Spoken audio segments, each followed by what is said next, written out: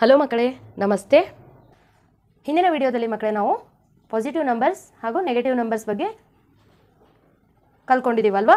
ಇವತ್ತಿನ ವಿಡಿಯೋದಲ್ಲಿ ನಾವು ಫ್ರ್ಯಾಕ್ಷನ್ಸ್ ಹಾಗೂ ಮುಂದುಳಿದ ಭಾಗನ ನೋಡೋಣ. ಹಾಗಾದರೆ ಶುರು ಮಾಡೋಣ ಮಕ್ಕಳೇ. ಫ್ರ್ಯಾಕ್ಷನ್ಸ್ ಅಂದರೆ ಏನು? ಭಿನ್ನರಾಶಿಗಳು ಅಲ್ವಾ. ಅದರಲ್ಲಿ ಬರುವ ಬೇಸಿಕ್ಸ್ನ ನೋಡೋಣ.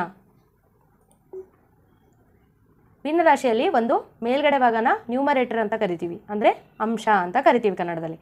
ಕೆಳಗಡೆ ಭಾಗನ ಇಂಗ್ಲೀಷ್ನಲ್ಲಿ ನಾವು ಡಿನಾಮಿನೇಟರ್ ಅಂತ ಕರಿತೀವಿ, ಅದನ್ನು ಕನ್ನಡದಲ್ಲಿ ಛೇದ ಅಂತ ಕರಿತೀವಿ. ಕರೆಕ್ಟ್ ಅಲ್ವಾ ಮಕ್ಕಳೇ? ಇದು ಇವಾಗ ಏನಿದೆ ಅಂದರೆ 4/8 ಅಂತ ಕೊಟ್ಟಿದ್ದಾರೆ ಇಲ್ಲಿ. ಅಂದರೆ ಇದನ್ನು ನಾವು ಇಂಗ್ಲೀಷ್ನಲ್ಲಿ ಯಾವ ರೀತಿಯಾಗಿ ಹೇಳ್ತೀವಿ ಅಂತ ನೀವೇನಂತ ಹೇಳ್ತೀರಾ? ಕನ್ನಡದಲ್ಲಿ 4/8 ಅಂತ ಹೇಳ್ತಿರಲ್ಲ, ಅದೇ ರೀತಿಯಾಗಿ ಇಂಗ್ಲೀಷಲ್ಲಿ ನಾವು 4/8 ಅಂತ ಹೇಳ್ತೀವಿ. ಇವಾಗ ನಾನು ಅಂಶನ ಜಾಸ್ತಿ ಮಾಡ್ದಂಗೆ ನೋಡ್ಬೋದು, ಛೇದದ ಸಂಖ್ಯೆ 8 ಭಾಗದಲ್ಲಿ 6 ಭಾಗಗಳು ಅದು. ಈ ರೀತಿಯಾಗಿ ನಾವು ಒಂದೊಂದೇ ಇವಾಗ ನೋಡ್ತಾ ಹೋಗೋಣ ಮಕ್ಕಳೇ. ಮೊದಲು ಬಂದು ಫ್ರ್ಯಾಕ್ಷನ್ ಅಂದರೆ ಏನು ಅಂತ ಇದೆ. ಇದರಲ್ಲಿ ಒಂದು ಫುಲ್ ಸರ್ಕಲಲ್ಲಿ ಒಟ್ಟು ಎಷ್ಟು ಭಾಗಗಳಿರ್ತಾವಲ್ಲ ಅದನ್ನು ನಾವು ಛೇದಕ್ಕೆ ಬರಿತೀವಿ. ಕಲರ್ ಆಗಿರೋ ಭಾಗನ ನಾವು ಅಂಶ ಅಂತ ತಗೋತೀವಿ. ಇದರಲ್ಲಿ ಅಂಶ ಎಷ್ಟಿದೆ? 1. ಛೇದ ಎಷ್ಟಿದೆ ಮಕ್ಕಳೇ? 8. ಕರೆಕ್ಟ್ ಅಲ್ವಾ? ಈ ರೀತಿಯಾಗಿ ನೀವು ಒಂದೊಂದೇ ಮಾಡ್ತಾ ಹೋಗಬೇಕು. ಇದನ್ನು ಹೊಂದಿಸಿ ಬರೆಯೋದು ಅಂತಿರಲ್ಲ, ಆ ರೀತಿಯಾಗಿ 1/3 ಅಂದರೆ ಇಲ್ಲಿದೆ. ಕರೆಕ್ಟ್ ಅಲ್ವಾ? 1/2 ಇಲ್ಲಿ 1, 2 ಅಂತ ಇದೆ. ಕಂಪೇರಿಂಗ್ ಫ್ರ್ಯಾಕ್ಷನ್ಸ್ ಅಂದರೆ ಫ್ರ್ಯಾಕ್ಷನ್ಸ್ನ ಭಿನ್ನರಾಶಿಗಳನ್ನು ಹೋಲಿಕೆ ಮಾಡೋದು. 1/2 ದೊಡ್ಡ ಅಥವಾ 2/3 ದೊಡ್ಡದ ಅಂತ ನೋಡಬೇಕು. ಈ ರೀತಿಯಾಗಿ ಇಲ್ಲಿರೋ ಚಿಹ್ನೆನ ಹಾಕಬೇಕು. ಇದು ತಪ್ಪಾದರೆ ಇದನ್ನು ಹಾಕಿ ನೋಡಬೇಕು ಮಕ್ಕಳೇ, ಕರೆಕ್ಟ್ ಇರೋದು ನಿಮಗೆ ಸಿಗುತ್ತೆ.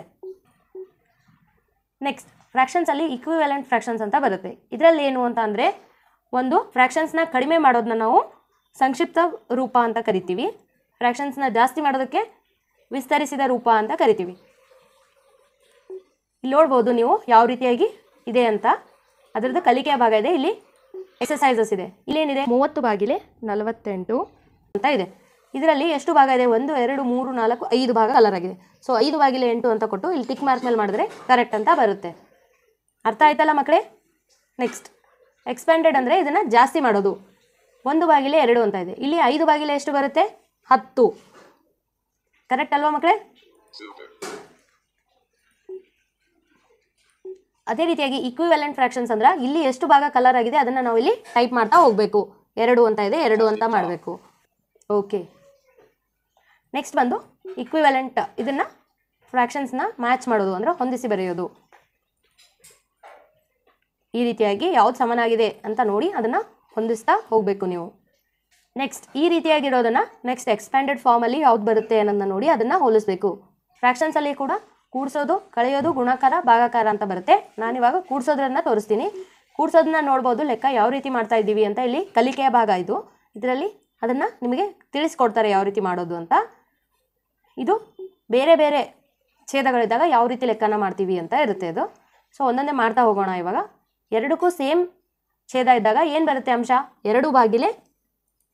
2/2 ಅಂತ ಬರುತ್ತೆ. ಉತ್ತರ ಬಂದ್ಬಿಟ್ಟು 1 ಅಂತ ಬರುತ್ತೆ. ಕರೆಕ್ಟ್ ಅಲ್ವಾ ಮಕ್ಕಳೇ? ಅದೇ ರೀತಿಯಾಗಿ ಬೇರೆ ಬೇರೆ ಛೇದ ಇದ್ದಾಗ ಏನು ಮಾಡ್ತೀವಿ ನಾವು? ಅದನ್ನು ಲಸ ತೆಗೆದು ಲಸದಿಂದ ಬಂದಿರೋ ಉತ್ತರನ ಛೇದದಲ್ಲಿಟ್ಟು ಆ ಅಂಕಿಯನ್ನು ಅಂಶದ ಜೊತೆ ಗುಣಾಕಾರ ಮಾಡಿ ಅದನ್ನು ನಾವು ಕೂಡಿಸಿ ಬರಿತೀವಿ. ಕರೆಕ್ಟ್ ಅಲ್ವಾ? 5/4 ಅಂತ ಬರುತ್ತೆ. ಅದನ್ನು ನಾವು ಮಿಶ್ರ ಭಿನ್ನರಾಶಿ ಥರ ಯಾವ ರೀತಿ ಬರಿತೀವಿ ಅನ್ನೋದನ್ನ ಇಲ್ಲಿ ತೋರಿಸಿದ್ದಾರೆ. ಇದೇ ಥರವಾಗಿ ಇಲ್ಲಿ ವ್ಯವಕಲನದು, ಗುಣಾಕಾರದ್ದು ಮತ್ತು ಭಾಗಾಕಾರದ ಲೆಕ್ಕನ ಯಾವ ರೀತಿ ಮಾಡ್ತಾರೆ ಅನ್ನೋದನ್ನ ನೀವು ಚಟುವಟಿಕೆಯ ಭಾಗದಲ್ಲಿ ಮಾಡಬೇಕು. ನೆಕ್ಸ್ಟ್ ಬರೋದು ಡೆಸಿಮಲ್ ಫ್ರ್ಯಾಕ್ಷನ್ ಅಂತ, ದಶಮಾಂಶಗಳ ಬಗ್ಗೆ. ದಶಮಾಂಶಗಳು ಅಂತ ಅಂದರೆ ಇಲ್ಲಿ ನೋಡ್ಬೋದು ಮಕ್ಕಳೇ, 10 ಭಾಗಗಳಿದಾವೆ. ಒಟ್ಟು 9 ಭಾಗಕ್ಕೆ ಕಲರ್ ಆಗಿದೆ. ಅದಕ್ಕಾಗಿ 9/10 ಏನಂತ ತಗೋತೀರಾ? ಅದನ್ನು ನೀವು ಭಾಗಾಕಾರ ಮಾಡಿ ನೋಡಿದಾಗ ಉತ್ತರ ಎಷ್ಟು ಬರುತ್ತೆ? 0.9 ಅಂತ ಬರುತ್ತೆ. ಕರೆಕ್ಟ್ ಅಲ್ವಾ? ಅದೇ ರೀತಿಯಾಗಿ ನಾವು ಒಂದೊಂದೇ ಇಲ್ಲಿ ನೋಡ್ತಾ ಹೋಗೋಣ ಯಾವ ರೀತಿ ಮಾಡ್ತೀವಿ. ಇದು ಎಷ್ಟಿರ್ಬೋದು ಮಕ್ಕಳೇ? 0.1 ಅಂತ ಬರುತ್ತೆ. ಒಂದೇ ಭಾಗ ಕಲರ್ ಆಗಿದೆ. ಕರೆಕ್ಟ್ ಅಲ್ವಾ? ಇಲ್ಲಿ ಅದನ್ನು ಹೋಲಿಸುವುದು ಈ ರೀತಿಯಾಗಿ. ನೆಕ್ಸ್ಟ್ ಕಂಪ್ಯಾರಿಸನ್ ಅಂದರೆ ಇದರ ಜೊತೆ ಹೋಲಿಸಿ ದೊಡ್ಡದ, ಚಿಕ್ಕದ ಅಥವಾ ಸಮನಾಗಿದೆಯಾ ಅಂತ ಗುರುತಿಸೋದು ಮಕ್ಕಳೇ. ನೆಕ್ಸ್ಟ್ ಭಾಗ ಬಂದ್ಬಿಟ್ಟು ಪರ್ಸಂಟೇಜ್. ಪರ್ಸಂಟೇಜ್ ಅಂದ್ರೆ ಏನು? ಶೇಕಡಾವಾರು. ಶೇಕಡಾವಾರುನ ಯಾವ ರೀತಿ ನೋಡ್ತೀವಿ ಅಂತ ಅಂದರೆ, ಇಲ್ಲಿ ನೋಡಿ ನಂಬರ್ನ ನಾನಿಲ್ಲಿ ಮೇಲೆ ಪ್ರೆಸ್ ಮಾಡಿದಾಗೆ ಇದೇನಾಗ್ತಾ ಇದೆ? ಜಾಸ್ತಿ ಆಗ್ತಾ ಇದೆ. ಅದೇ ರೀತಿ ಕೆಳಗೆ ಪ್ರೆಸ್ ಮಾಡಿದಾಗೆ ಕಡಿಮೆ ಆಗ್ತಾ ಬರ್ತಾ ಇದೆ. ಇದನ್ನು ಒಂದೊಂದೇ ನೋಡ್ತಾ ಹೋಗೋಣ. ಇಲ್ಲಿ ಹಸಿರು ಪಾರ್ಟ್ ಎಷ್ಟಿದೆ ಅದು 80%. ಕರೆಕ್ಟ್ ಅಲ್ವಾ? ಜಾಸ್ತಿ ಇರೋದು ಅದೇ ಇದೆ, ಜಾಸ್ತಿ ಸಂಖ್ಯೆ ಯಾವುದಿದೆ ಅದನ್ನು ನೋಡಿ ಅಲ್ಲಿ ಹಾಕಬೇಕು, ಕಡಿಮೆ ಇರೋದನ್ನ ಪರ್ಪಲಲ್ಲಿ ಹಾಕಬೇಕು. ಮ್ಯಾಚ್ ಅಂದರೆ ಇದನ್ನು ಹೋಲಿಕೆ ಮಾಡೋದು, ಅಗೇನ್ ಹೊಂದಿಸಿ ಬರೆಯಿರಿ ಅಂತ ಇರುತ್ತಲ್ಲ ಆ ರೀತಿಯಾಗಿ ಹೊಂದಿಸ್ತಾ ಹೋಗಬೇಕು. ನೆಕ್ಸ್ಟ್ ಬಂದು ರೇಷೋಸ್ ಅಂದರೆ ಅನುಪಾತಗಳು. ಅನುಪಾತನ ಯಾವ ರೀತಿ ಮಾಡ್ತೀವಿ ಅಂತಂದರೆ ಇಲ್ಲಿ ಕಲರ್ಗಳನ್ನು ಕೊಟ್ಟಿದ್ದಾರೆ. ಇದು ಏನಿದೆ ನೀಲಿ ಬಣ್ಣದಲ್ಲಿದೆ, ಇದು ಹಳದಿ ಬಣ್ಣದಲ್ಲಿದೆ, ಇದು ಪರ್ಪಲ್ ಬಣ್ಣದಲ್ಲಿದೆ. ಸೊ ಈ ಬಣ್ಣನ ನೋಡಿಕೊಂಡು ನಾವು ಇಲ್ಲಿ ಸಂಖ್ಯೆಗಳನ್ನು ಗುರುತಿಸ್ತಾ ಹೋಗಬೇಕು. ಇಲ್ಲಿ ನೋಡ್ಬೋದು 3, 4 ಅಂತ ಇದೆ. 3 ಪಿಂಕ್ ಬಣ್ಣ ಇರಬೇಕು, 4 ನೀಲಿ ಬಣ್ಣ ಇರಬೇಕು. ಆ ರೀತಿಯಾಗಿ ಯಾವುದಿದೆ ಅದನ್ನು ಹೋಲಿಸ್ತಾ ಹೋಗ್ಬೇಕು ನಾವು ಈ ರೀತಿಯಾಗಿ.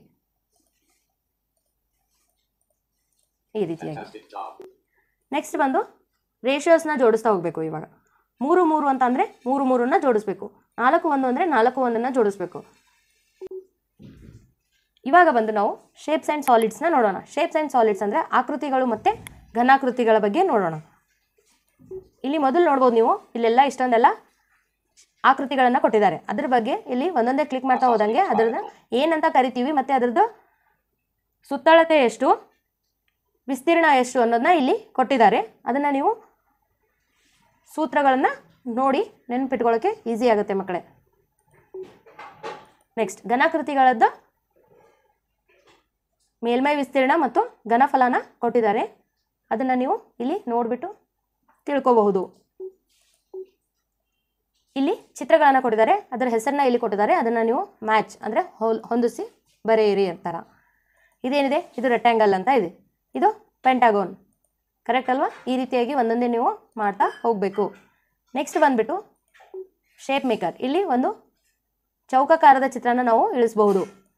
ಮೌಸ್ ಬಟನ್ನ ನಾವು ಕ್ಲಿಕ್ ಮಾಡ್ತಾ ಹೋದಾಗೆ ಅಲ್ಲಿ ಅದರದ ಆಕಾರಗಳು ಬರ್ತಾ ಹೋಗುತ್ತೆ. ಇಲ್ಲಿ ರೆಕ್ಟ್ಯಾಂಗಲ್ ಅಂತ ಬಂತು. ಇವಾಗ ನಾನು ತ್ರಿಭುಜ ತಗೊಂಡು ತ್ರಿಕೋನನ ಇಳಿಸ್ತೀನಿ. ಈ ರೀತಿಯಾಗಿ ತ್ರಿಕೋನ ಬಂತು. ಅದೇ ರೀತಿಯಾಗಿ ನಾನು ವೃತ್ತದ ಮೇಲೆ ಕ್ಲಿಕ್ ಮಾಡಿದಾಗ ಇಲ್ಲಿ ನೋಡ್ಬೋದು ಒಂದು ವೃತ್ತನ ಕೂಡ ನಾನು ಈ ರೀತಿಯಾಗಿ ಇಲ್ಲಿ ಡ್ರಾ ಮಾಡ್ಬೋದು. ನೆಕ್ಸ್ಟ್ ಸಿಮೆಟ್ರಿ ಅಂದರೆ ಏನು ಮಕ್ಕಳೇ? ಸಿಮೆಟ್ರಿ ಅಂದರೆ ಒಂದು ನಾವು ಏನಾದರೂ ಚಿತ್ರನ ಇಳಿಸಿರ್ತೀವಲ್ಲ ಅದರದ್ದು ಪ್ರತಿಬಿಂಬ ಅನ್ನೋದನ್ನು ನಾವು ರಿಫ್ಲೆಕ್ಷನ್ ಅಂತ ಸಿಮೆಟ್ರಿ ಅಂತ ಕರಿತೀವಿ. ಇಲ್ಲಿ ನಾನು ಏನು ಡ್ರಾ ಮಾಡ್ತೀನಲ್ಲ ಇವಾಗ ನೋಡ್ಬೋದು ನೀವು, ಅದೇ ರೀತಿಯಾಗಿ ಇಲ್ಲಿ ಡ್ರಾ ಆಗ್ತಾ ಹೋಗುತ್ತೆ. ಈ ರೀತಿಯಾಗಿ ನಾನು ಇಲ್ಲೇನು ಡ್ರಾ ಮಾಡಿದೆ ಅದೇ ಇಲ್ಲಿ ಡ್ರಾ ಆಯ್ತಲ್ಲ, ಅದನ್ನು ನಾವು ಪ್ರತಿಬಿಂಬ ಅಂತ ಕರಿತೀವಿ. ನೆಕ್ಸ್ಟ್ ಬಂದು ಟೈಮ್ ಅಂದರೆ ಸಮಯದ ಬಗ್ಗೆ ನೋಡಿದಾಗ ಇಲ್ಲಿ ಫಸ್ಟ್ 3 ಏನು ಕಾಣಿಸ್ತಾ ಇದೆಯಲ್ಲ ಇದು ಕಲಿಕೆಯ ಭಾಗ ಇರುತ್ತೆ. ಇಲ್ಲಿ ನೋಡ್ಬೋದು 11 ಗಂಟೆ ಅಂತ ಅಂದರೆ ಪಿಂಕ್ ಕಲರ್ ಏನು ಕಾಣಿಸ್ತಾ ಇದೆಯಲ್ಲ ಅದು ಚಿಕ್ಕ ಗಡಿಯಾರದ ಸಣ್ಣ ಮುಳ್ಳು, ಮತ್ತು ಬ್ಲೂ ಕಲರ್ ಏನು ಕಾಣಿಸ್ತಾ ಇದೆ ಗಡಿಯಾರದ ದೊಡ್ಡ ಮುಳ್ಳು ಅಂತ ಹೇಳ್ಬೋದು. ಟೈಮ್ನ ಯಾವ ರೀತಿ ನೋಡ್ತೀವಿ ಅನ್ನೋದೇ ಇಲ್ಲಿ ಜಾಸ್ತಿ ಕಡಿಮೆ ಮಾಡಿದಾಗ ಟೈಮ್ ಏನಾಗ್ತಾ ಇದೆ ಹೆಚ್ಚು ಕಡಿಮೆ ಆಗ್ತಾ ಇರೋದನ್ನ ನೀವು ನೋಡ್ತೀರಾ. ಅದೇ ರೀತಿಯಾಗಿ ಕ್ಲಾಕ್ನ ಯಾವ ರೀತಿ ಮಾಡ್ತೀವಿ ಅಂದರೆ ಸೆಟ್ ಇವಾಗ 4 o'clock ಆಯಿತು, 4, 5, 4, 3 ಇದು ಟೈಮ್ ಯಾವ ರೀತಿ ಮುಂದೆ ಹೋಗುತ್ತೆ ಅನ್ನೋದನ್ನ ಕಲಿತೀರಾ ಇಲ್ಲಿ. ಅದೇ ರೀತಿಯಾಗಿ ಇಲ್ಲಿ ನಿಮಗೆ ಅದ್ರ ಮೇಲೆ ಎಕ್ಸಸೈಸಸ್ ಇದ್ದಾವೆ, ಅದನ್ನು ನೀವು ಮಾಡಿ ನೋಡ್ತಾ ಹೋಗಬೇಕು. ಧನ್ಯವಾದಗಳು ಮಕ್ಕಳೇ.